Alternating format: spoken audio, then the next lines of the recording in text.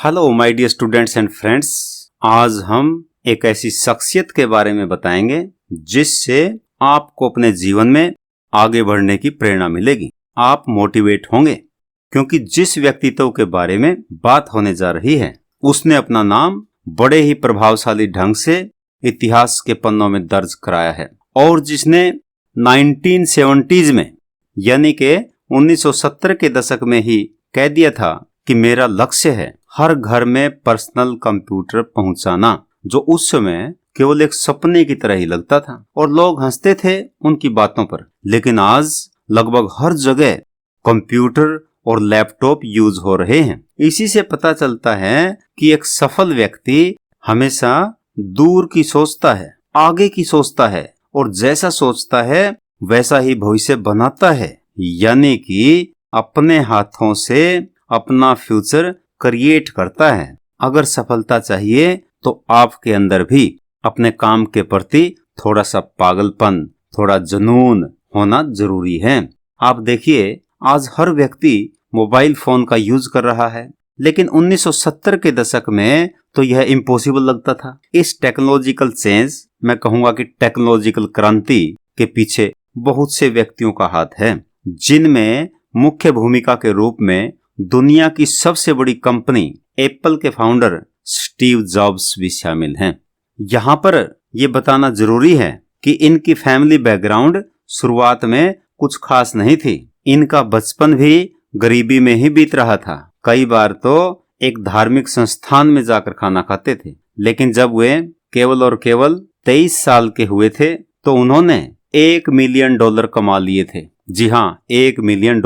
और आपको आश्चर्य होगा कि अमेरिका के 500 सबसे अमीर लोगों में खुद को शामिल कर लिया था। तो आप समझ रहे हैं कि अगर आपको भी बड़ा आदमी बनना है और जीवन में सफलता की ऊंचाइयों को छूना है तो आपको भी बड़ा सोचना होगा और उसी के अनुसार जुनून पैदा करना होगा। बिल गेट्स ने भी कहा है कि अगर आप गरीब पैदा हुए हैं तो उसमें आपका कोई दोष नहीं है, लेकिन अगर मृत्यु के समय तक आप गरीब ही हैं तो इसमें आपका दोष है, क्योंकि दिमाग तो हर व्यक्ति में एक समान ही होता है।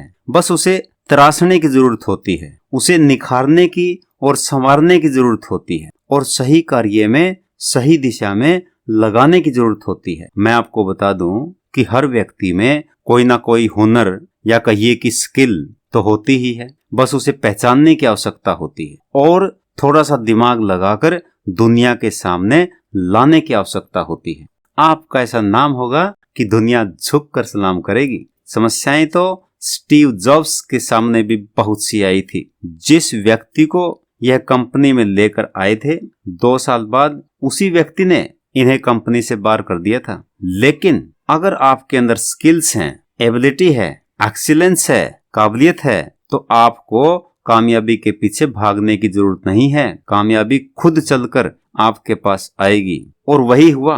कुछ ही समय बाद जिसने उन्हें कंपनी से निकाला था उसने हाथ जोड़कर स्टीव जॉब्स को कंपनी में वापस ले जाने के लिए आना पड़ा। मैं कहूंगा कि काबिलियत के आगे झुकना पड़ा। इनके पिताजी ने इन्हें सिखाया था कि बेटा जो भी काम करो, जो भी प्रोडक्ट बनाओ, इतना जबरदस्त बनाओ, इतना अच्छा बनाओ कि कस्टमर को उसे चेक ना करना पड़े। हमने कस्टमर का पैसा लूटना नहीं है, बल्कि उसका दिल जीतना है, उसका विश्वास जीतना है। और इसी स्ट्रेटजी के साथ इन्होंने सन 2007 में एप्पल के फोन्स लॉन्च करने शुरू किए और आज 14 साल बाद आप और हम सब गवाह हैं कि टेक्नोलॉजी की दुनिया में एप्पल कंपनी राज कर रही है। राज। एप्पल पर दुनिया आंख बंद करके विश्वास करती है। और जब इन्होंने मोबाइल बनाने शुरू किए थे तो दूसरी कंपनी भी मोबाइल बना रही थी।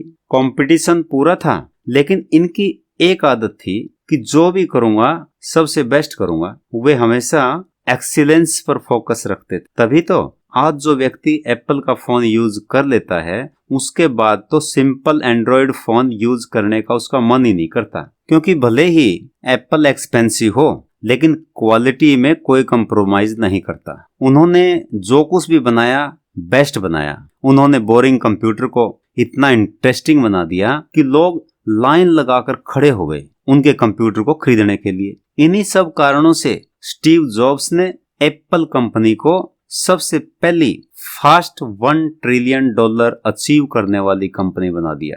जरा गौर कीजिए उनकी कहानी पर। एक बच्चा जो गरीब परिवार से आता है, लेकिन 23-24 साल की उम्र में ही अमेरिका के 500 सबसे अमीर लोगों में उसका नाम आने लग जाता है। उनकी वजह से ही एप्पल ने इतना ग्रो किया और तभी तो आज एप्पल विश्व की सबसे बड़ी कंपनी है। स्टीव जॉब्स ने अपनी लाइफ में 3 गोल्डन रूल्स को अपनाया। पहला, उन्होंने खुद को इतना काबिल, इतना एक्सीलेंट बना लिया कि उनके छोड़ देने के बाद कंपनी को उन्हें खुद बुलाना पड़ा। दूसरा, उन्होंने हमेशा कस्टमर के बारे में सोचा और कंज्यूमर बिहेवियर को दिमाग में रखकर काम किया। तीसरा और सबसे मेन, उनका फोकस कस्टमर से प्रॉफिट कमाने पर नहीं था, बल्कि कस्टमर का दिल जीतना था। उनका मानना था कि अगर आज मैं अपने कस्टमर को ऐसी चीज बना कर दूंगा जो भले ही महंगी हो, लेकिन सबसे बेस्ट, सबसे अच्छी क्वालिटी की हो, तो वही कस्टमर अपने आसपास के लोगों में मेरे प्रोडक्ट का प्रचार करेगा, दूसरों को कहेगा, दूसरों को मोटिवेट करेगा कि आप एप्पल कंपनी के प्रोडक्ट्स ही खरीदें। और उनका विश्वास था कि उनका कस्टमर नेक्स्ट टाइम भी उनके पास ही आएगा। 5 अक्टूबर 2011 को उनका निधन हो गया, लेकिन उनकी मार्केटिंग स्ट्रेटजी आज पूरी दुनिया के लिए एक मिसाल बनी हुई है, क्योंकि उनसे हमें बहुत कुछ सीखने को मिला। उनका भी यही मानना था कि सीखने की कोई उम्र नहीं होती और वे खुद आखिरी दम तक भी कुछ ना कुछ नया सीखते रहे और उसे इम्प्लीमेंट भी करते रहे। तो आप सभी से मैं यही आशा करता हूं कि आप भी उनकी स्ट्रेटजी को समझें। अगर आप बिजनेस कर रहे हैं या इन फ्यूचर आप बिजनेस करना चाहते हैं, तो आप भी स्टीव जॉब्स के बताए गए गोल्डन रूल्स को अपने जीवन में जरूर अप्लाई करने की कोशिश करेंगे। और अगर आपको हमारा ये वीडियो इन्फॉर्मेटिव लगा है, वीडियो को लाइक करें, चैनल को सब्सक्राइब करें, बेल आइकन को प्रेस करें और इसे अपने और भी साथियों के साथ शेयर करें, ताकि आपके मित्र दोस्त भी स्टीव जॉब्स के बारे में जान सकें और सफलता की ओर आगे बढ़ सकें। Thank you very much. Have a nice day.